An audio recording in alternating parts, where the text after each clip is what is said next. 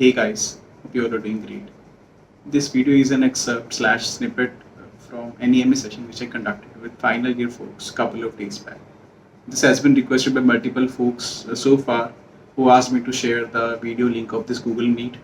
And given the placement season is underway and a lot of the folks are sitting for the interviews, I think this video can help them out in one way or other when they have prepared everything related to DSA, coding, and problem solving, and now looking for certain other aspects of interviews like strategical questions and what to speak, what not to speak, how to react in a certain situation, how to answer a particular question, etc.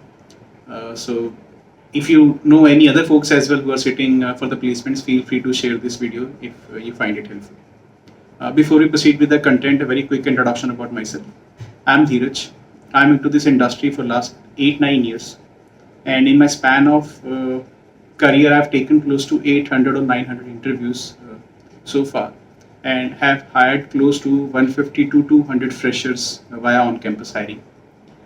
So this video is mostly sharing tips and tricks to the candidates via learnings from other side of the table. The very first query which I receive from most of the folks कि interviews का general process क्या रहता है, like people keep on searching Amazon में कैसा है, Flipkart में कैसा है, Myntra में कैसा है, etc etc. तो यार टू कट द क्रैप बहुत ही सिंपल भाषा में बताएंगे, जब भी हम किसी को हायर करते हैं to our fourth year folks, तो जनरली हमारे 3 राउंड्स रहते हैं मेजरली हर कंपनी में. उससे पहले एक फिल्ट्रेशन टेस्ट रहता है. फिल्ट्रेशन टेस्ट का पर्पस क्या होता है कि अगर मान लो 1000 बच्चा एक साथ आ रहा है, ऑब्वियसली प्रैक्टिकली पॉसिबल नहीं है कि आप 1000 के 1000 बच्चों को इंटरव्यू ले सको. इसलिए एक फिल्ट्रेशन टेस्ट होता है, जनरली हैकर रैंक पे, हैकर अर्थ पे या किसी भी प्लेटफॉर्म पे करवाते हैं कि उसमें से हम 100, 80, 150 बच्चा निकाल लें जो हमें लगता है कि has high probability of getting into the company. वो सब फिल्टर होते हैं. उसके बाद में इंटरव्यू शेड्यूल होते हैं उन सब के, basically with the people working in the companies. तो उसमें only 3 rounds are there in 90% of the cases. Rest there are company जिसमें कुछ इक्का दुक्का फर्क रहता है, बट मोस्टली ऐसे ही रहता है. और उसमें भी बहुत हाई लेवल पे क्या रहता है कि हम पहले 2 राउंड्स में डीएसए टेस्ट करते हैं, by like data structure algorithms and problem solving. तो उसमें हम परम्यूटेशन कॉम्बिनेशन रखते हैं. क्या रहता है कि जैसे फर्स्ट राउंड में आपको थोड़े इजी लेवल के क्वेश्चंस पूछ लेंगे प्रॉब्लम सॉल्विंग के, आपसे कोड भी करवा लेंगे, आपका कोडिंग टेस्ट भी हो जाएगा, और सेकंड वाले में शायद थोड़ा हाई लेवल का एल्गोरिथम वाला क्वेश्चन हो जाएगा. तो मोटा मोटा डेटा स्ट्रक्चर्स कैसे हैं यूजर के, एल्गोरिथम कैसा है, प्रॉब्लम सॉल्विंग कैसा है, और कोडिंग स्किल्स कैसे हैं, इसका हम परम्यूटेशन कॉम्बिनेशन करके 2 राउंड्स करते हैं. जनरली कोडिंग का एक डेटा पॉइंट होता है कि आपसे एक ही इंटरव्यू में कोडिंग करवाते हैं, और डेटा स्ट्रक्चर एल्गोरिथम्स के और प्रॉब्लम सॉल्विंग के 1 या 2 डेटा पॉइंट्स होते हैं, किसी के 2, किसी का 1, डिपेंडिंग अपॉन कैसे इंटरव्यूज रहते हैं. और थर्ड राउंड आपको होता है मैनेजर राउंड, जिसमें कि apart from your technical skills assess करा जाता है कि आप वैसे फिट हो कंपनी में जाने के लिए कि नहीं. थर्ड राउंड में क्या रहता है कि जनरली एक मैनेजर राउंड होता है. उसमें हम क्या करते हैं कि बेसिकली यही सब डिस्कस करते हैं कि एक तो आपका बायस फॉर एक्शन है कि नहीं. By bias for action I mean कि बंदे में काम करने का दम है कि नहीं, मतलब अगर उसको काम दिया जाए उसमें वो काम की जील है या नहीं. जनरली वो आपसे डिस्कशन में असेस कर लेते हैं, आपके अंदर वो एक इंथुजियाज्म होता है, जब आप बोल रहे होते हो आपके अंदर एक एनर्जी होती है, उससे बेसिकली पता लगता है that it's a good fit. Second, culture fit. Culture fit, there is a term called brilliant jerk. Brilliant jerk उसे बोलते हैं जो दिमाग से बहुत तेज है but culturally not that good. Companies avoid those folks at any cost. Even generally probability wise I am saying 100 में से 2 ऐसे होते हैं. तो even if someone is like that, उसको पता है कि मैं हर चीज में बहुत उछल कूद करता हूँ, हर चीज में उल्टे जवाब देता हूँ, सामने वाले को बोलने से पहले अपने पे जंपिंग द गन्स कर लेता हूँ एंड ऑल दैट स्टफ. अगर आप ऐसा कुछ करते हैं, please try to avoid that in the interview. चाहे आपका कितना भी अच्छा इंटरव्यू चला जाए, अगर आप मैनेजर राउंड में इस टाइप से रिएक्ट कर रहे हैं जिसमें आपसे एक सवाल पहले पूछता है, बाद में पूछता है, उससे पहले 2 उत्तर दे देते हैं, तो उस केस में वो काफी चांसेस है कि आप उसमें रिजेक्ट हो सकते हैं. तो cultural fit is the second thing which is very important. Third is कि चलो बंदे को ये सब कोडिंग वगैरह तो आती है, उसमें है कि बंदे ने पूरे कॉलेज में करा क्या, लाइक उसने क्या, कुछ सीजीपी अच्छी है उसकी, अगर CGPA अच्छी है, या फिर उसने कुछ प्रोजेक्ट्स कर रखे हैं कि नहीं, और या फिर उसने इंटर्नशिप कर रखी है या नहीं। तो ये सब चीजों का ओवरऑल एसेंस यही होता है कि जस्ट टू टेस्ट कि बंदे का DSA problem solving is good, but at least क्या वो बंदा इंडस्ट्री में आके कंट्रीब्यूट करना स्टार्ट कर सकता है कुछ हद तक। ऑल्दो एक जर्नी होती है, 2-3 महीने तक उसको चीजें समझने में लग जाती हैं to the engineer, but still उसका हैंड्स ऑन है कि नहीं। ऐसा तो नहीं कि वो आएगा बोलेगा कि सर ये क्या है, मतलब ये कोड कैसे डिप्लॉय करें, जावा क्या होती है, या फिर लेट्स से थ्रेड्स क्या होते हैं अगर आपको इंडस्ट्री में यूज करने हैं। तो वो सब चीजें a person should have a good knowledge. तो इसलिए आपसे प्रोजेक्ट या इंटर्नशिप किसी में भी आप अगर हाई स्पार्क दिखा रहे हो, it is a green signal, that means कि पॉजिटिव है मैनेजर की तरफ से भी आपका round. That's what we generally cover in the manager round as well. जनरली जब भी आपसे इस टाइप के क्वेश्चन पूछे जाते हैं, वो आपके लिए अच्छी खासी अपॉर्चुनिटी होती है टू शो योर इंथुजियाज्म। फंडा क्या होता है यार कि देखो, अगर आप DSA कोडिंग में अच्छे नहीं हो ना, चाहे आप ये जितने मर्जी क्वेश्चन पूछ लो, आप सेलेक्ट नहीं होगे। बट गेम कहाँ पे बनती है, मान लीजिए, okay I will cover debrief first. Game कहाँ बनती है, डीब्रीफ के टाइम पे। तो डीब्रीफ क्या होता है, जब आपके सारे राउंड्स हो जाए इंटरव्यू के, उसके बाद एक कमरे में बैठा जाता है, सब डिस्कस करते हैं कि हाँ यार ये बंदे हैं, इनका सीन सबको ना मैथ्स पे कन्वर्ट कर देते हैं। इसका PS good, DS good, coding अच्छी है नहीं अच्छी है, okay middle ground etcetera. PS okay, DS note okay, coding okay, इस टाइप से वो अपना पॉइंटर्स बता देते हैं। फिर आपका जो मैनेजर राउंड होता है, वो भी अपने पॉइंटर्स बता देता है, कल्चरल फिट है, बायस फॉर एक्शन एटसेट्रा एटसेट्रा। अब जब बात ये आ जाती है कि आप कैंपस में से भी एक particular amount of people we generally take, it's not like कि हम लेट्स से IIT से 100 बच्चे उठा लें और IIT कानपुर से एक भी ना उठाएं। एक अच्छा खासा रिलेशन कैंपस के साथ भी रखना होता है, तो हर कैंपस से एक एवरेज बना के चलते हैं, but that doesn't mean we compromise on quality at all. ऐसा नहीं होता है। बट लेट्स से 2-3 लोग हैं जिनका ऑलमोस्ट सेम सा गया है इंटरव्यू। अब उन सब में से देखना कि यार कौन से बच्चे में ज्यादा स्पार्क थी। बच्चे के स्किल सेट तो सब सेम थे, लेकिन यार ये थर्ड बच्चा था जिसने बहुत अच्छे से मेरे से 4 सवाल भी पूछे। वो मेरे से पूछ रहा है कि सर कंपनी का रेवेन्यू कैसे आता है, कंपनी के लास्ट इतने प्रॉफिट में थी, इतने लॉस में थी, और आपके स्टार्टअप में रिसेंटली फंडिंग उठाई है, आगे के क्या प्लान्स हैं। तो दैट मीन्स कि बंदा इंटरेस्टेड है। इस केस में what ever question you should ask, that entirely depends on the company. So I request all of you कि जब भी किसी कंपनी में आप इंटरव्यू देने जाते हैं, तो एटलीस्ट ना उसके लिए 5 या 10 मिनट लगा के उसके बारे में पढ़ लें। अगर वो स्टार्टअप है तो उसकी रिसेंट फंडिंग न्यूज पढ़ लें, कब उसने फंडिंग उठाई है एंड ऑल। और लेट्स से उसकी रिपोर्ट, एनुअल रिपोर्ट आई है, कितने लॉस वगैरह। जनरली लॉस वगैरह अवॉइड करो, प्रॉफिट तो किसी स्टार्टअप का होता नहीं है। तो उनका लेट्स से रेवेन्यू के बारे में बात कर ली कि आई हर्ड कि इतना रेवेन्यू, आपके अगले साल की क्या प्रोजेक्शंस हैं, if those numbers you would want mind to share.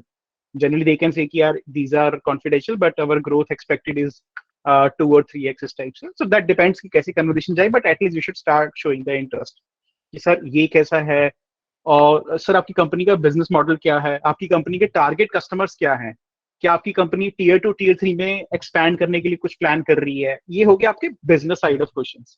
Generally I would say आपको 2 क्वेश्चंस पूछने चाहिए।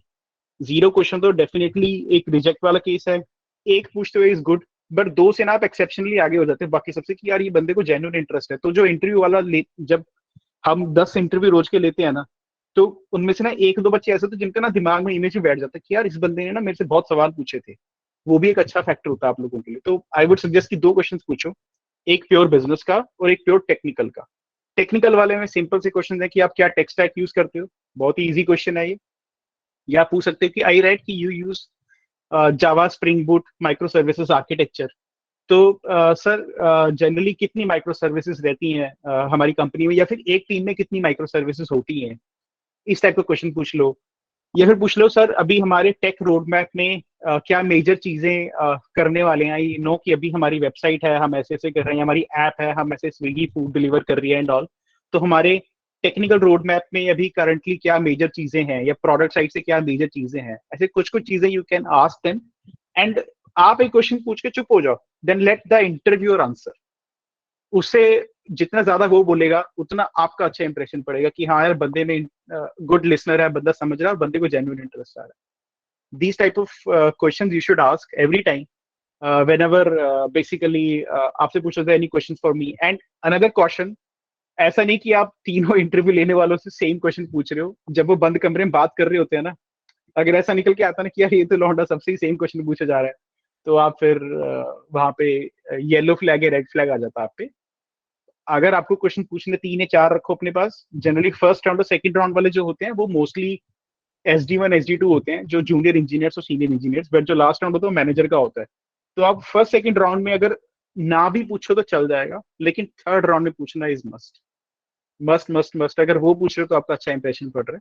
फर्स्ट वाले में आप इन जनरल पूछ सकते हो कि सर टेक स्टैक क्या यूज करते हैं एंड ऑल, एंड उससे भी बढ़िया इंप्रेशन बताओ क्या बना सकते हो आप। फर्स्ट में पूछ लिया टेक स्टैक क्या है, ये सेकंड में पूछ लिया, थर्ड में बोल दो कि सर मुझे फर्स्ट राउंड में बताया गया था कि अपनी कंपनी में ये टेक स्टैक यूज होता है, can you help me little more कि सर फ्रंट एंड पे क्या होता है, या फिर इससे हम माइक्रो सर्विसेज का आर्किटेक्चर रखते हैं, मोनोलिथ रखते हैं, कुछ भी आप इन जनरल क्वेश्चन पूछ लो उससे, बल्कि आप डॉट्स कनेक्ट कर दो तो और अच्छा इंप्रेशन पहुंच जाता है अल्टीमेटली। बस जो थर्ड राउंड वाला है उसके बैक ऑफ द माइंड में रहना चाहिए कि यार इस बंदे में दम है, ताकि कल को जब डीब्रीफ कर रहे हैं अगर आपका DSA एल्गोरिथम में कुछ एक आधा पॉइंट बॉर्डर लाइन भी रहेगा ना कि हाँ यार ठीक ठाक है बंदा, बहुत ज्यादा अच्छा नहीं है बहुत ज्यादा बुरा नहीं है, तो उस केस में मैनेजर का राउंड काफी हेल्प कर देगा।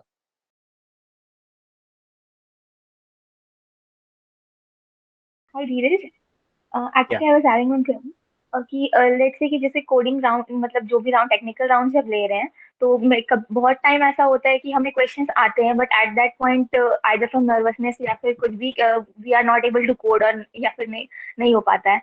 तो अगर हम अप्रोच समझ रहे हैं या फिर अप्रोच समझा दे, लेकिन अगर कोड हमसे उस स्पेसिफिक टाइम में ड्यूरेशन ऑफ इंटरव्यू जो वो रन नहीं कर पाया या कुछ एरर्स हो गए, तो फिर मतलब क्या कंसिडर प्रोबेबिलिटीज क्या रहते हैं कि आप सिलेक्शन के या फिर चांसेस का? तो यार very frankly speaking, generally coding का एक डेटा पॉइंट होता है पूरे इंटरव्यू में। मैंने बहुत कम कंपनीज देखी हैं जो दोनों राउंड्स में कोड करवाती हैं, अगर करवाती हैं इट्स वेल एंड गुड। तो अगर मान लो let's say consider both the cases, अगर आपका एक ही कोडिंग का राउंड है ना, अगर उसमें आपने कोडिंग में सही से नहीं कर पाए due to some reason, like let's say आप नर्वस हो गए एंड ऑल, तो मोस्टली दो चीजें होती हैं यार। एक तो इंटरव्यू लेने वाले पे डिपेंड करते हैं कि वो आपको कितना कंफर्ट दे पाता है, बिकॉज वी नो हमारे हमारे पास हर तरह के केसेस आते हैं कि बच्चे बहुत ज्यादा घबरा जाते हैं। उसमें अगर इंटरव्यूअर आपका थोड़ा सा इमेच्योर है या फिर वो 2 4 4 5 साल एक्सपीरियंस वाला बंदा है, तो शायद वो बोल देगा कि यार okay let's wrap up the interview. But अगर वो थोड़ा सा मेच्योर है तो वो आपको पहले कंफर्ट करेगा कि have a water and all. तो अगर वो आपको कंफर्ट कर रहा है इट्स द बेस्ट थिंग, और वो इंश्योर करेगा कि आप अपने ये नर्वसनेस को हटा के अपने ट्रू क्वालिटीज ऑफ कोडिंग निकाल पाओ, क्योंकि उसका काम है कोडिंग की क्वालिटीज जज करना, ना कि आपको nervousness and all. That is the task of round 3 manager. अगर वो नहीं निकाल पाता है, मतलब वो कहते हैं कि नहीं मुझे तो कोड चाहिए, तो उस केस में वो फिर एक कंसर्न रह जाता है जब आपके डीब्रीफ नोट्स जाते हैं आगे कि यार इसने कोडिंग में कोड नहीं कर पाई। But having said that I come to the tips as well कि यार what things you should generally do for the problems, और कैसे आपको थोड़ा सा काम रहना है जब इंटरव्यूज देते हैं। बट हैविंग सेड दैट कि इंटरव्यू में कोडिंग आपको सही से कर पानी इंपॉर्टेंट है। अगर आप पेन पेपर पे या फिर ऑनलाइन किसी टूल पे शेयर कर रहे हैं तो जनरली वो देखते हैं कि आपका कोड कितना अच्छा है, बिकॉज वो एक ही डेटा पॉइंट होता है यार कि अल्टीमेटली एक लेट्स से MBA वाले ने DSA पढ़ लिया वर्सेस एक कोडिंग वाले ने DSA पढ़ा है, उसमें फर्क यही रह जाता है कि वो कोड भी कर पा रहा है या फिर सिर्फ बोल ही पा रहा है। तो this is one thing. But generally अगर आपके दो डेटा पॉइंट्स हैं कोडिंग के, दो अलग अलग इंटरव्यू से पूछा जा रहा है, तो आपकी प्रोबेबिलिटी काफी बढ़ जाती है, बिकॉज जनरली आप दोनों में नहीं ऐसे खराब देते, बिकॉज आपका कॉन्फिडेंस दो चीजों से आता है। एक है कि ऑब्वियसली कौन कितनी बड़ी कंपनी आपको लगता है कि बहुत बड़ी कंपनी है फेसबुक, आप बहुत नर्वस हो गए। सेकंड है आपको सवाल कितने अच्छे से आता है, अगर आपको बहुत अच्छे सवाल आता होगा तो आप बहुत कॉन्फिडेंट रहेंगे, आप वैसे आंसर दे देंगे। सो गाइस यार इस केस में क्या है कि जनरली मतलब मैं अपना एक्सपीरियंस बताऊं, मैंने जितने भी इंटरव्यूज लिए लाइफ में, तो कई बार ना हम इस तरह से आते हैं कि hello sir, can I sit sir, good morning sir, how are you doing sir. वो ना थोड़ा सा नहीं चल पाता है। इससे लगता है कि आप मतलब बहुत ज्यादा ही डेस्परेट हो नौकरी के लिए and all, because real life में हम ऐसा नहीं करते हैं। करेक्ट? आपने कभी देखा है किसी कंपनी में या कॉलेज में जाते हैं ऐसे हम किसी को ये sir, hello sir, how are you sir, वो सब बोलते हैं?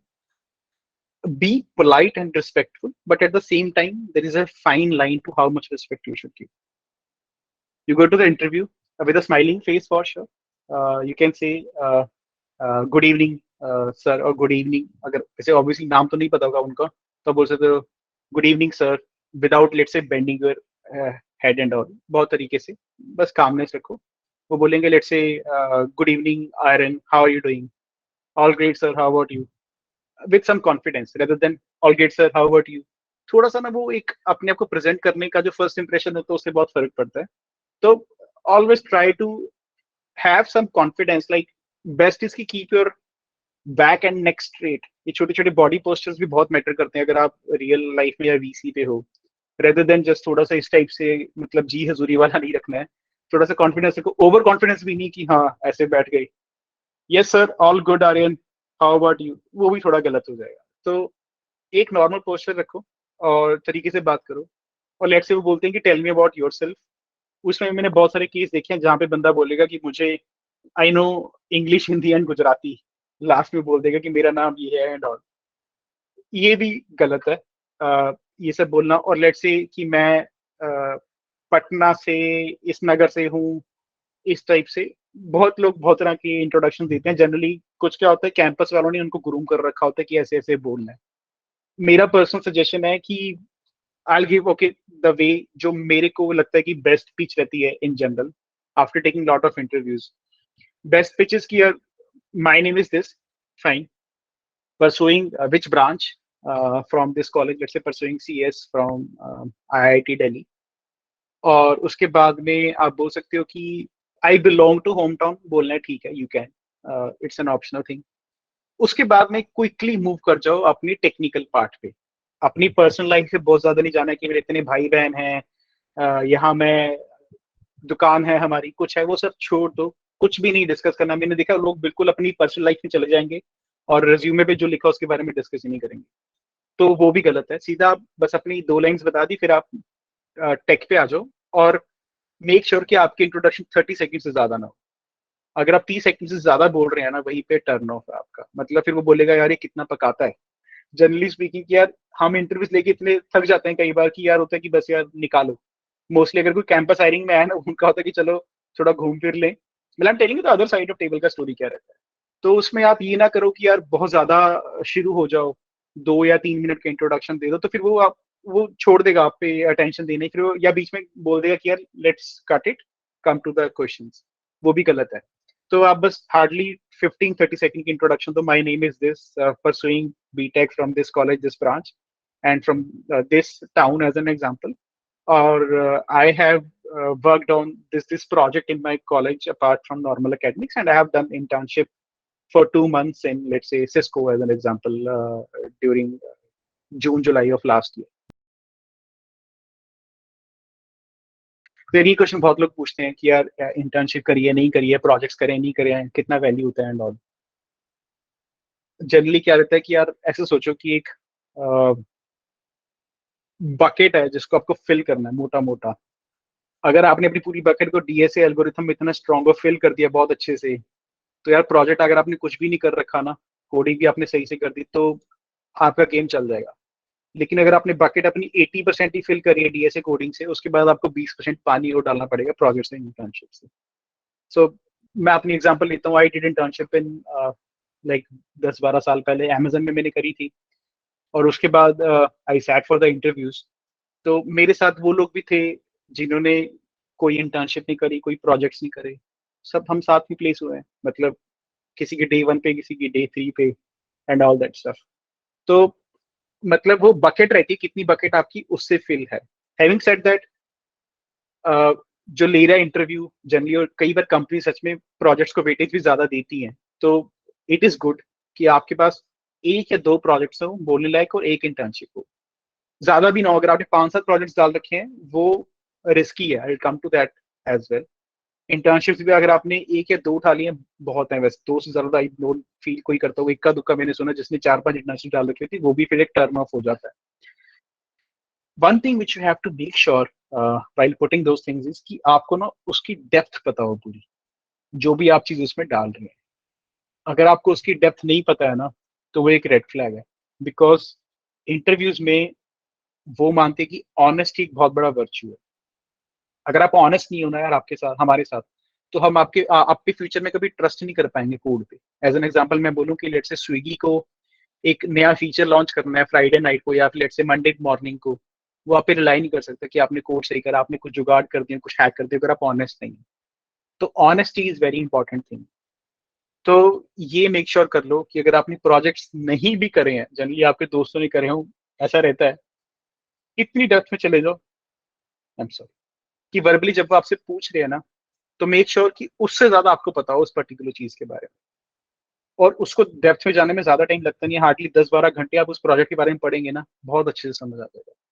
और अगर आपने किसी कंपनी में इंटर्नशिप करी है, उस कंपनी का पूरा बिजनेस मॉडल समझ लो कि यार वो क्या काम करती है, कैसे कैसे कस्टमर जर्नी उसके पास रहते हैं, उनके कस्टमर एक्विजिशन चैनल्स मोटे मोटे मतलब किस टाइप के प्रोडक्ट्स हैं, ऐप है, वेब है, एम वेब है, उस टाइप से ये सब समझ लो। और अपने जो टेक का काम आपने करा प्रोजेक्ट का, वो एकदम डिटेल में पढ़ लो कि यार ये कैसे होता है, ये कैसे था, इसमें हमने ये फ्रेमवर्क बनाया क्यों, मतलब why develop this feature in first place, वो सब इंफॉर्मेशन। तो ये भी काफी जरूरी है। सो मेक श्योर आप उसमें एक प्रोजेक्ट डालो, दो से वो भला है, लेकिन वो प्रोजेक्ट आपको बहुत डिटेल में पता हो, या फिर अगर आप इंटर्नशिप डालें तो वो भी आपको बहुत डिटेल में पता हो। And in general internship projects definitely आपको वैल्यू देते हैं। सोचो ना कि जैसे मान लो आप 100 नंबर का पेपर है, 80 नंबर आपकी थ्योरी में, 20 नंबर प्रैक्टिकल में, तो ये आपको वो 20 नंबर वाला फंडा है।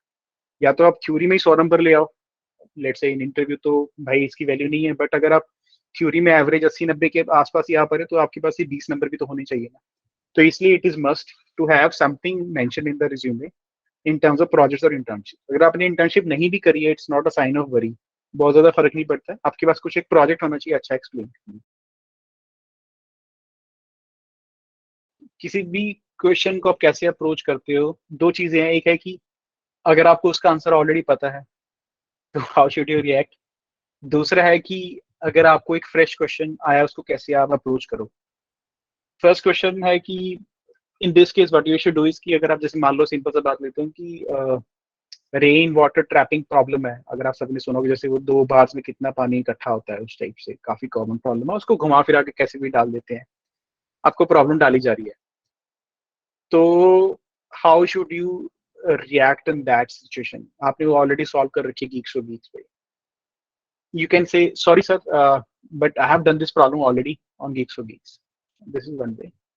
Second way is कि यार चलने दो, एक बार पूरा तरीके से चलते हैं और कर देंगे सॉल्व इन सच अ वे कि मैंने तो कभी सुनी नहीं ऐसी प्रॉब्लम। ये दोनों के अपने प्रोज एंड कॉन्स हैं। अगर आप ऑनेस्ट हो जाते हो उसके साथ कि ये मेरे को पता है, उसमें एक और रिस्क है।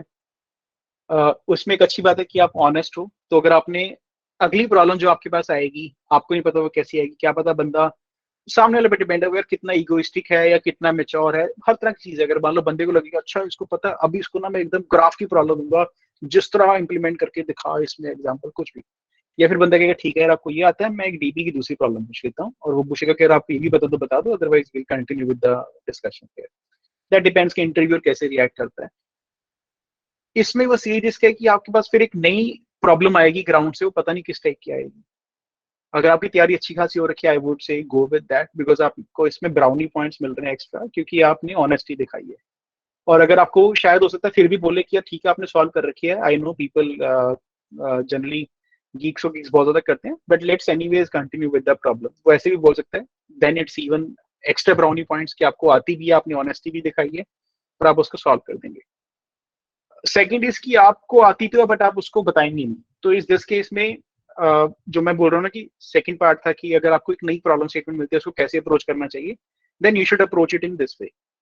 तो that entirely depends on your skills कि आप किस तरह से पोर्ट्रे कर सकते हो, और आप कितना जनरली टेंस रहते हो इंटरव्यू में। अगर आप थोड़ा कामली रह पा रहे हो तो आई वुड से कि यार पता है तो कोई चक्कर नहीं, we can just go in the way कि हाँ जैसे नॉर्मल वे में प्रॉब्लम सॉल्व करते हैं कामली। और अदरवाइज यू कैन, अगर आपको कॉन्फिडेंस है तो यू कैन सिंपली से कि यार okay, I know this problem statement already, or let us basically you can either ask me to continue this one, or you can change the question, whatever he wants to do he shall do. Second part अगर आता है generally problem statement को कैसे approach करना चाहिए, मेरा मानना ऐसे है कि मैं इसको 3 या 4 पार्ट्स में तोड़ता हूँ किसी भी प्रॉब्लम स्टेटमेंट को। फर्स्ट पार्ट इज यार हमेशा ना प्रॉब्लम में क्या रहता है कि वो ना आपकी जो मैथमेटिकल प्रॉब्लम होती है उसके ऊपर एक इंग्लिश की लेयर लगा देते हैं। मैंने आपको रेन के लिए वो ब्लॉक्स वाली ट्रैपिंग लगा दी, बिल्डिंग्स वाली ट्रैप लगा दिया, या मैं कुछ और फंडा लगा दूंगा, कुछ भी ऐसे के ऊपर एक इंग्लिश लगा दूंगा कि राजा के टाइम पे ऐसे होता था, 2 हाथी थे, ऐसे हाथियों को खड़ा कर दिया, पानी फंस गया, कुछ भी रैंडम इंग्लिश डाल देंगे उसमें हम generally, to make that problem related to a real world problem. सबसे पहला काम आपका ये होना चाहिए, उस क्रैप को काट के मैथ्स को पे आ जाओ कि वो मैथमेटिकल प्रॉब्लम क्या है फाइनल, कि हाँ लेट्स से एक अरे दिया है, इतनी इसमें एलिमेंट्स हैं, हमें इसमें ये बताना है मैक्सिमम विंडो कितनी है, पहले आप प्रॉब्लम को उसमें कन्वर्ट कर दो। उसके बाद हमेशा वो 10 सेकंड लेगी प्रॉब्लम, उसको आप n is equal to 1, k is equal to 1 जो भी है उसके लिए सॉल्व करो, ये बहुत ज्यादा जरूरी है। उसके लिए कर लो आप, फिर उसको k 1 2 3 ऐसे थोड़ा सा ना 2 3 के लिए सॉल्व कर लो। एक ना कई बार ना 70% केसेस में पैटर्न ही समझ आ जाता है कि सॉल्व कैसे होगी। फिर नेक्स्ट पार्ट इसकी जनरली यहाँ पे समझ आ रहा था कि यार ये डीपी वाला लग रहा है या ग्रीडी वाला लग रहा है। फिर आप क्या करो, मैथमेटिकल इंडक्शन में पढ़ते थे ना +2 में, कि k के लिए करी, k+1 के लिए करी। फिर आप एक बार ऐसे सोच लो कि मैं इस टाइम लाइट से ट्रैवर्स करते हुए किसी एक पॉइंट पे हूँ, लेट से आई पे हूँ, किसी पर्टिकुलर आई पे। तो अगर मैं i+1 पे जा रहा हूँ तो क्या मुझे ये आई तक का सोल्यूशन बना बनाया काम आएगा या मुझे पूरा ट्रैवर्स करना पड़ेगा? तो एक ये वाला पार्ट जरूर कर लो, उसके बाद जाके अपना सोल्यूशन देना शुरू करो।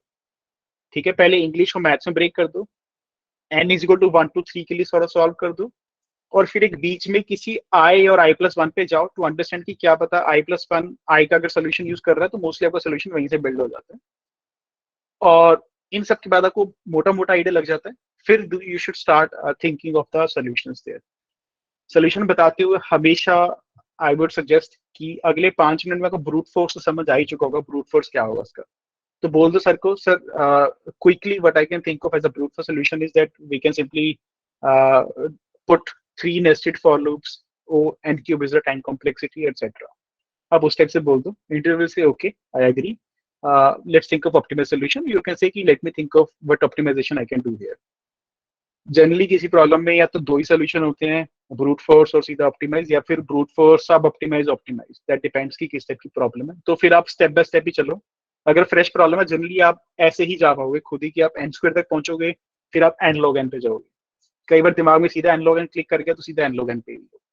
तो इस टाइप से आपको प्रॉब्लम का सोल्यूशन बताना हमेशा हमेशा हमेशा पहले ब्रूट फोर्स को करके दिखा दो, ताकि बेसिकली थोड़ा सा आप उसके साथ कनेक्ट में रहे कि हाँ मैंने एक क्विक सोल्यूशन तो सोच ही लिया, और उसको भी है कि हाँ चलो एटलीस्ट बंदे का इतना दिमाग तो है कि ये बेसिक वाला तो तुरंत सोच पा रहा है। ठीक है, तो और जब लास्ट वाला सोल्यूशन बताया आपने ऑप्टिमाइज वाला, आप अच्छे से एक्सप्लेन करने के बाद उसको 1 या 2 उसके लिए एक्सप्लेन भी कर दो, लेट से n इज इक्वल टू 1 के लिए और n इज इक्वल टू 4 के लिए, कि सर इस केस में ऐसा होगा। जनरली वो आपको बोल देगा कि ठीक है चलो एक रैंडम इनपुट है, इसमें मुझे वॉक थ्रू करके दिखाओ कोड को, तो वो भी आपको वैसे करना पड़ेगा जैसे वो आपको बोलेंगे। तो ये रहता है सारा अप्रोच प्रॉब्लम सॉल्व करने का। बट हैविंग सेड दैट, आप इस स्टेज पे भी आ चुके हो, आपके इंटरव्यू स्टार्ट हैं, सबने अपनी अपनी एक प्रोसेस ऑलरेडी बना रखी होती है सॉल्व करने की। बट इफ यू फील कि आपकी करंट प्रोसेस से नहीं सॉल्व हो पा रहा होगा तो आप इस प्रोसेस को यूज करेंगे, उससे शायद आपको थोड़ा सा help. Importance of coding profile, like a competitive programming profile, and importance of coding contest, क्या कर सकते हैं इसमें? मतलब अगर let's say कि if there is someone who is having a very good profile over a lead code or a code chef or anything, but there is someone who has started late, has good grasp over the information, but he is not having a very good profile online. So how could this impact one? बहुत ज्यादा नहीं करेगा सृष्टि, honestly, अगर आपका जो answers दिए आपने वो आंसर्स अच्छे हैं तो। During the shortlisting of the resume, shortlisting के टाइम पे क्या इफेक्ट कर सकता है ये? सृष्टि जनरली रेज्यूमे शॉर्टलिस्टिंग में ना ये बहुत सब्जेक्टिव है, कि आप सोचो ना कि किसी ने कोड शेफ की रेटिंग डाली, किसी ने कोड फोर्सेस की, और गीक्स लीड कोड पे आप कॉपी पेस्ट करके भी प्रॉब्लम्स का सबमिशन कर सकते हो, no one is stopping you to do that. तो जनरली ये ना कोई क्वांटिटेटिव मेजर नहीं है जिसके बेसिस पे वो शॉर्टलिस्टिंग कर पाए, बिकॉज इसमें चीटिंग का बहुत ज्यादा स्कोप है, और कोई सब्सटैंशियल नंबर नहीं जिसके बेसिस पे वो रिज्यूमे शॉर्टलिस्ट करे। जनरली सीजीपीए के बेसिस पे होता है, बट हैविंग सेड दैट, अगर बंदे ने डाला हुआ 6 स्टार कोड शेफ है या 5 स्टार है या टॉप कोडर पे 4-5 स्टार है, रेड कोडर है, उससे इंप्रेशन पड़ता है, नो डाउट। जनरली आप जब रिज्यूमे को फ्लिप कर रहे हो तो थोड़ा सा इंप्रेशन पड़ता है, बट उससे बहुत ज्यादा नहीं हिलेगा। अगर आपकी सीजीपी वगैरह अच्छी है, आपका प्रोजेक्ट वगैरह इंटर्नशिप वगैरह सही दिखा रखी है, दिस इज फाइन। तो आपका अल्टीमेटली गोल बस ये है कि आपको डीएसए पीएस में बचाना है इंटरव्यू में, अगर वहां पे नहीं भी आपने प्रोफाइल मेंशन कर रखी, it is fine. how can gap year affect your shortlisting process? Let's say कि अभी जैसे बहुत हम अगर हायर स्टडीज के लिए अगर 1 या 2 साल टाइम दे देते हैं, ठीक है, मे बी हम प्रिपरेशन में टाइम दें या फिर किसी में भी अगर नहीं होता है बाई चांस, इफ लक खराब हो या कुछ भी हो, और तो वो 2 साल या जो भी है, अगर एज अ मतलब आप कुछ नहीं कर रहे हो, तो उसके बाद फिर अगर आप एज अ फ्रेशर ही अप्लाई कर रहे हो तो फिर कितनी मतलब क्या प्रॉब्लमेटिक सिचुएशन आ सकती है? यार I know a friend of mine जिसने 6-7 साल सिविल की तैयारी करी थी और उसके बाद वो फ्रेशर बना है कोडिंग में। तो और उसका ग्राफ भी ऐसा रहा है कि उसने मतलब 2 साल में ही वो काफी अच्छे ग्राफ पे चला गया, बिकॉज उसकी मेच्योरिटी तो थी बाकी सब चीजों में, कोडिंग में उसने फिर 2 साल काफी की थी। तो दैट कंक्लूड सृष्टि, फर्क नहीं पड़ता है इन चीजों में। ऑनेस्टली 2 साल बाद भी अगर आप आ रहे हो, इंडस्ट्री में इतनी जॉब्स है इस टाइम, इतनी डिमांड है टेक्नोलॉजी को लेकर कि आप कहीं ना कहीं फिट हो ही जाओगे। जनरली क्या रहता है कि अगर इवन जो इंजीनियरिंग ग्रेजुएट्स भी नहीं होते ना, उनके लिए क्या रहता है, वो किसी छोटे स्टार्टअप में जाते हैं, कोडिंग करते हैं, लेट्स से 5 to 10 LPA के बीच में एक पैकेज मिल जाता है, और उसके बाद वो विद इन 6 मंथ्स और 1 ईयर स्विच करते हैं 15, 20 फिर 40, and this with their graph goes to the high. So it doesn't matter at all. Switching from a service based company to product based company, तो मतलब क्या do they conduct the same kind of process, like they will have the coding rounds then interview process, और is there कुछ difference आ जाता है?